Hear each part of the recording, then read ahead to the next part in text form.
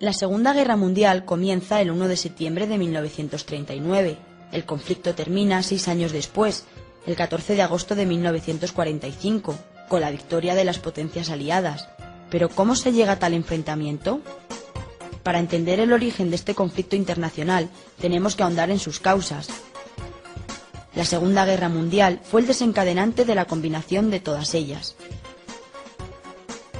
Las reparaciones y concesiones implantadas por la firma del Tratado de Versalles en 1919 tras la Primera Guerra Mundial no complacieron a todos los países.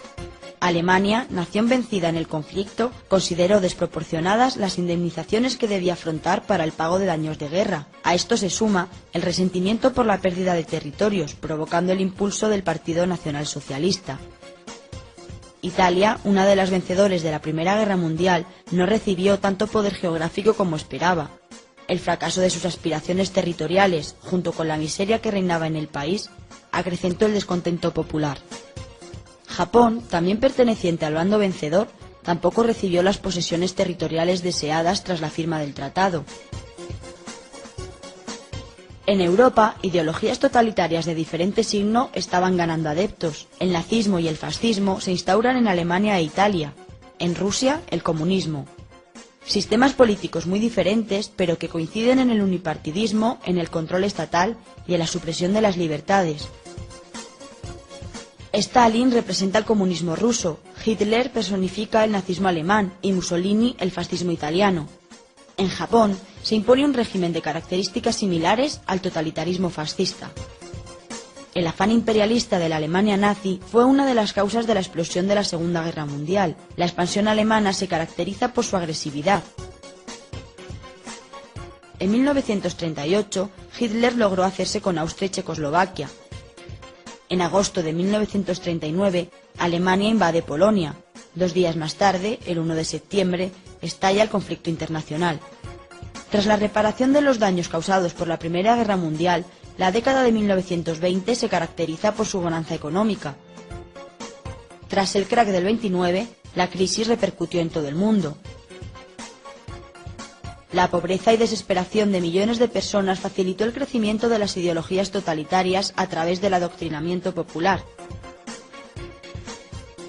La Sociedad de Naciones no cumplió el objetivo pacificador para el que se había creado.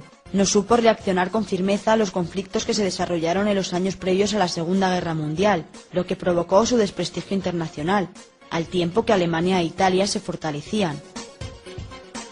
Cuando Alemania, Italia y Japón comenzaron su ofensiva, las sanciones impuestas por la Sociedad de Naciones no se cumplieron, ya que los 3 países se desligaron de la organización. La Guerra Civil Española sirvió de campo de prueba para la Segunda Guerra Mundial. En ambos conflictos, un bando defendía la democracia y el otro los sistemas totalitarios. Alemania e Italia colaboraron directamente con la causa totalitaria. Ambos países enviaron tropas y probaron en territorio español las armas que más tarde usarían en el conflicto internacional. Durante los años previos a la guerra se formaron alianzas entre los países. Estos pactos comprometían a quienes los firmaban a ayudar militarmente a sus aliados en caso de conflicto bélico. En 1936, Alemania, Italia y Japón acordaron la formación del eje Berlín, Roma y Tokio.